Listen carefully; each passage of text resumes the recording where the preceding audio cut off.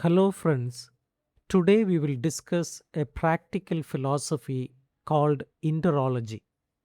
Originally developed by philosopher Jeling Shang, Interology asks us to shift our attention away from isolated individuals and objects toward the relationships and spaces between them.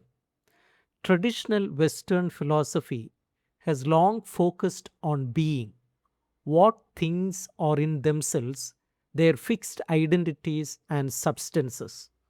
Interology turns this upside down. It suggests that relationships come first. Nothing exists in isolation. Everything exists in connection with everything else.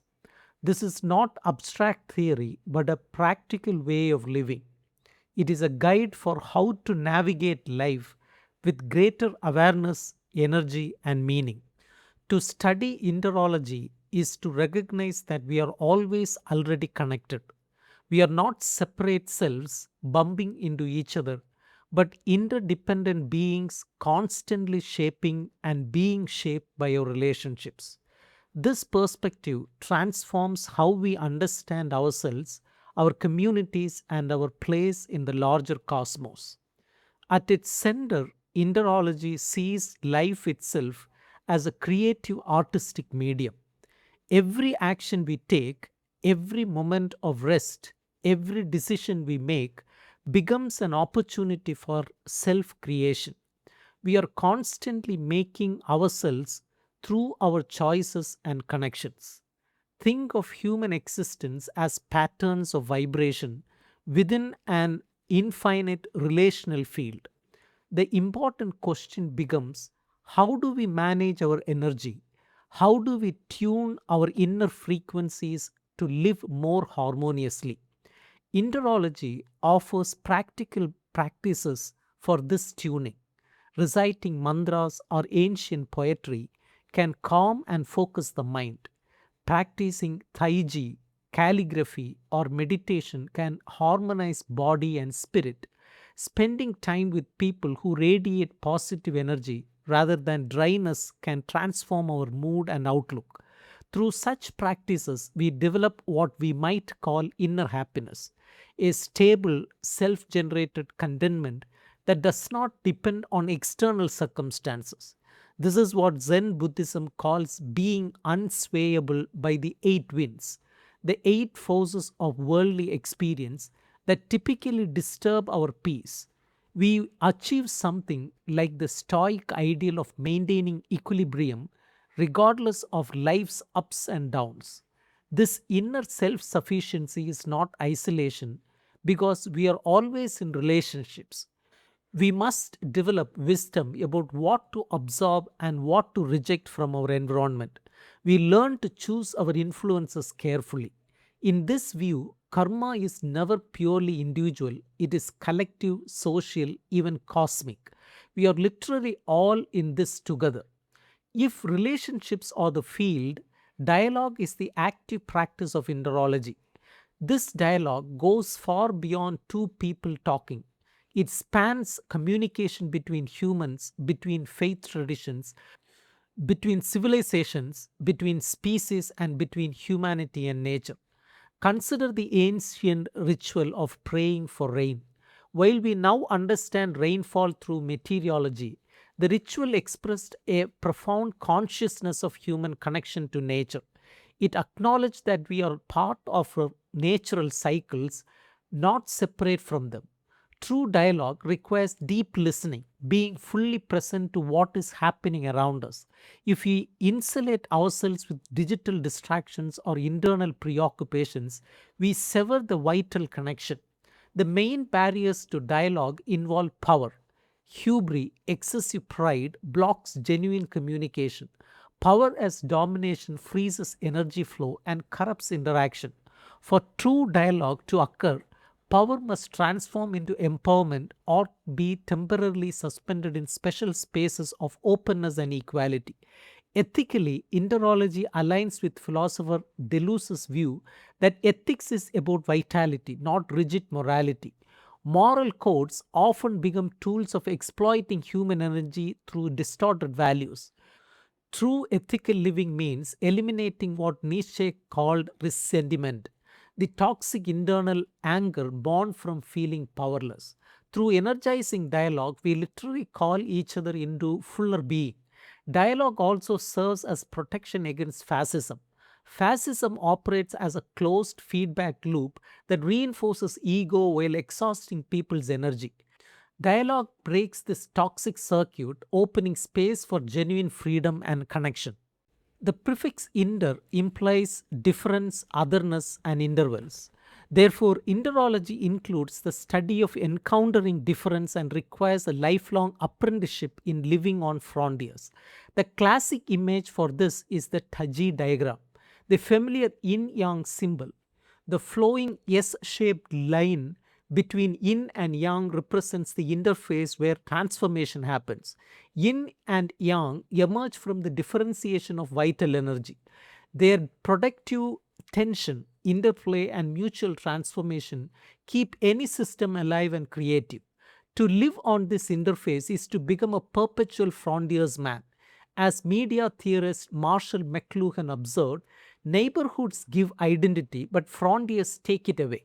The frontiersman trades static security for psychological intensity, heightened awareness, intuition, and spontaneous improvisation. This echoes Zen Buddhism, which turns even routine acts into frontier situations. It is what writer Henry Miller called the art of getting drunk on pure water. Frontiersmen inhabit in between spaces, neither here nor there. Free from mainstream life scripts, their existence becomes deep play dedicated to inventing new possibilities for life. They transform necessary work into creative escape, taking inner voyages by converting ordinary space and time into vibrant intervals of possibility. An important part of interology concerns keeping our spaces and time uncluttered.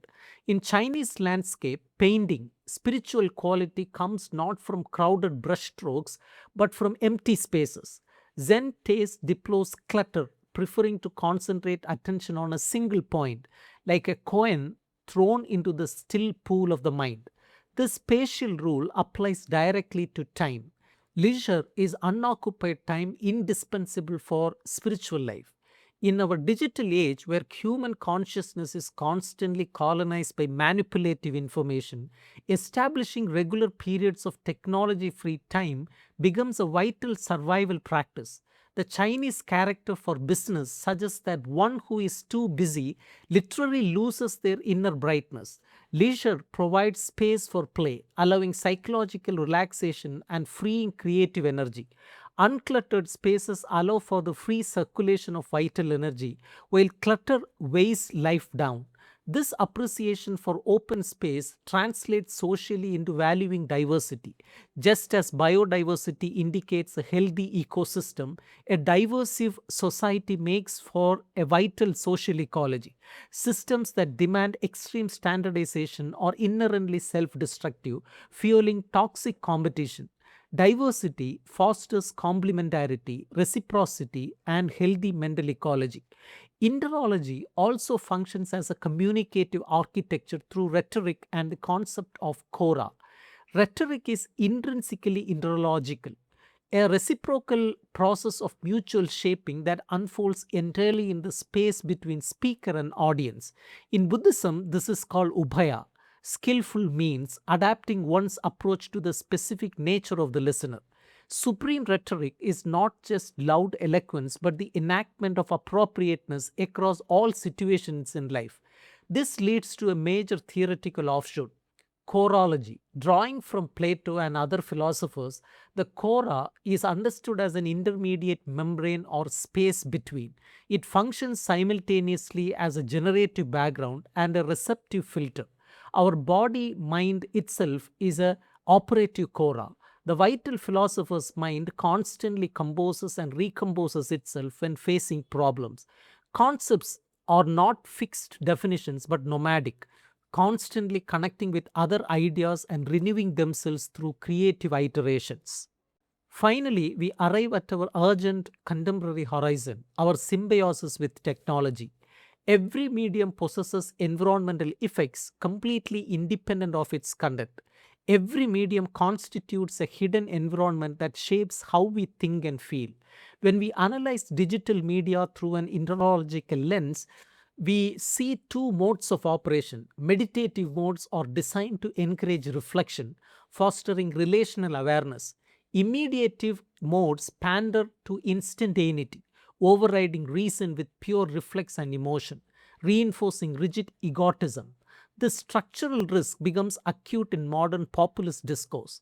In our digital economy of fragmentation, populism establishes a closed feedback loop between demagogue and populace, turning citizens into unthinking functionaries of ideology. Looking deeper into computing, philosopher Peter Herzog warns about our mental symbiosis with artificial intelligence. If the human mind is a native Quora, AI acts as an artificial Quora that simulates, offloads, augments, and potentially atrophies our native capacities. The real threat is not science fiction scenarios of superintelligence, but the structural reshaping of societal dynamics and manipulation of our freedom of attention, the very mental space required for our free intention. To harmonize these forces, we look to the concept of chaosmosis, the understanding that chaos and cosmos exist in fluidity, non dualistic process across a healthy intermediate membrane. It is the Western equivalent for Taiji diagram. To conclude, Interology invites us to craft a singular, beautiful style of life despite the distracting environments that surround us. By cultivating Zen alertness, protecting our leisure time, practicing selective attention, and maintaining calm focus, we conserve our energy. We keep our mental membranes sensitive and open, making us more prone to moments of awakening that shatter our ego and release our native creativity. Do not let your minds be standardized by external systems. Go out, encounter the world on our own terms, absorb constructive energy around you, and compose your own vitalistic interological life script.